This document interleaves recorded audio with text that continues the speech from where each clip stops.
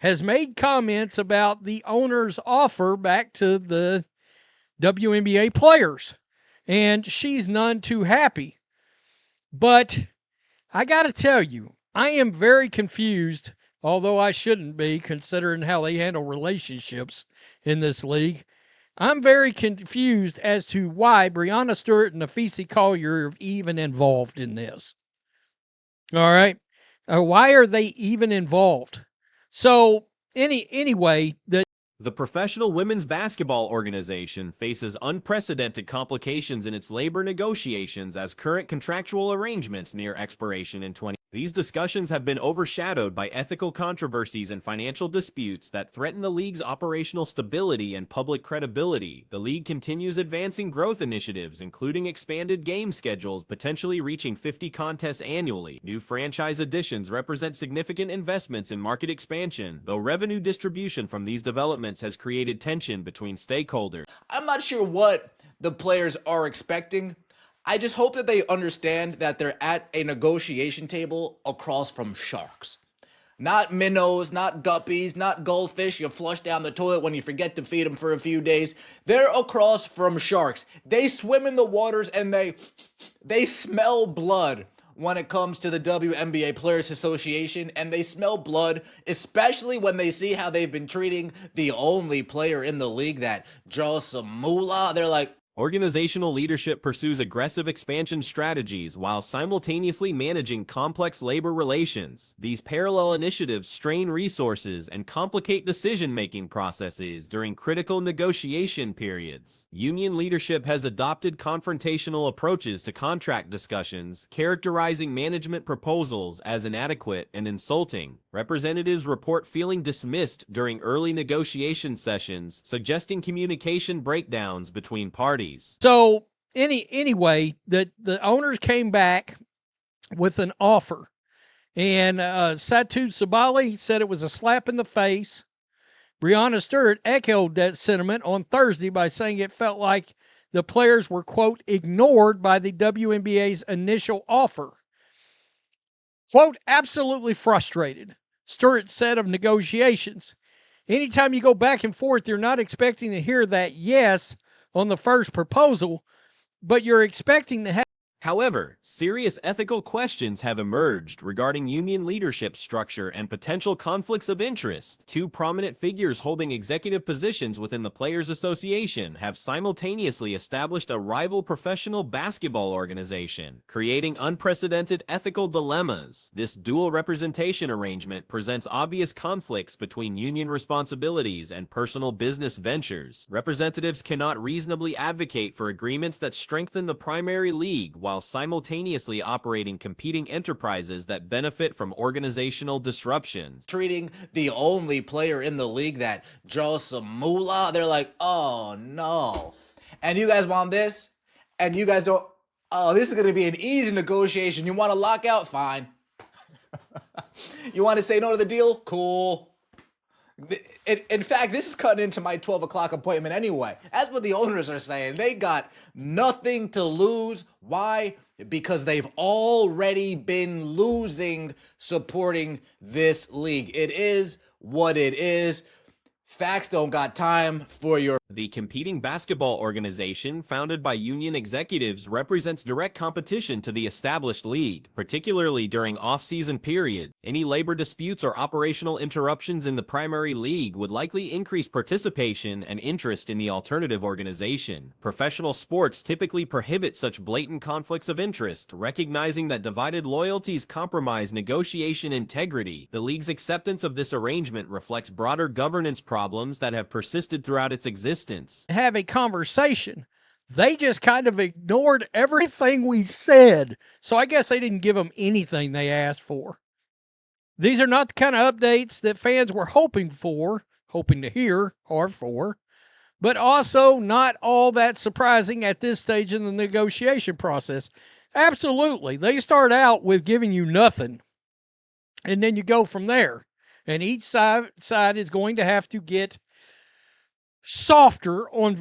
Despite modest viewership and limited success since inception, the alternative league continues creating complications for primary league negotiations. The potential for personal financial gain from operational difficulties remains regardless of the competing organization's current performance levels. Current economic conditions present substantial challenges for all negotiating parties. Franchise ownership has sustained significant operational losses over multiple seasons while supporting league development, creating urgent demands for profitability measures. Facts don't got time for your feelings. Shout out to Rudy at Come On Now, the podcast. WNBA facing backlash on Thursday amid CBA negotiations. 2 days after Phoenix Mercury forward Satu Sabali called the WNBA's opening offer in collective bargaining talks a slap in the face, New York Liberty star Breanna Stewart gave another update that was not any better. On Thursday, three-time WNBA champion Stewart was quoted as saying she was absolutely frustrated with the league's negotiations. The financial model depends heavily on external subsidies rather than self-sustaining revenue generation. This dependency limits flexibility in compensation discussions and creates tension between player expectations and business realities. Team ownership operates from positions of financial strength and negotiation experience, treating discussions as strategic business investments rather than popularity contests. Players have employed public relations tactics, hoping fan support will pressure ownership into favorable concessions. Softer on various issues. Now, this structure of this league is wild. You've heard me say, and you've heard a lot of other people say, there's a lot of reasons why people don't take the WNBA seriously. One of them is the fact that they allow romantic relationships between players on opposing teams. And somehow, some way, that's not considered the mother of all conflicts of interest. League Commissioner Kathy Engelbert primarily serves ownership interests, focusing on franchise profitability and long-term sustainability. Her position requires balancing player satisfaction with business viability, though ownership concerns typically receive priority in decision-making processes. Recent expansion successes and new media agreements have strengthened organizational foundations, but ownership seeks immediate returns on investments rather than continued deficit spending on player compensation. Absolutely frustrated with the league's negotiating tactics. They kind of just ignored everything we said Stewart, a vice president and member of the WNBA Players Association Executive Committee.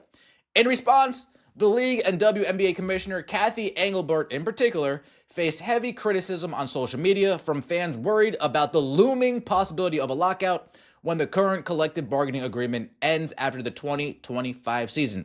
Oh, we got our expansion teams? Yeah. The union has conflicts of interest. So it shouldn't be surprising that these players have decided to allow Nafisi Collier and Breanna Stewart to be heavily involved in this, despite being the founders of a rival sports league. I felt terrible. Somebody tagged me in this. Evelyn DR, go follow, over on X, tagged me and several of my brethren. Team owners express skepticism about player demands, viewing them as excessive given current financial realities.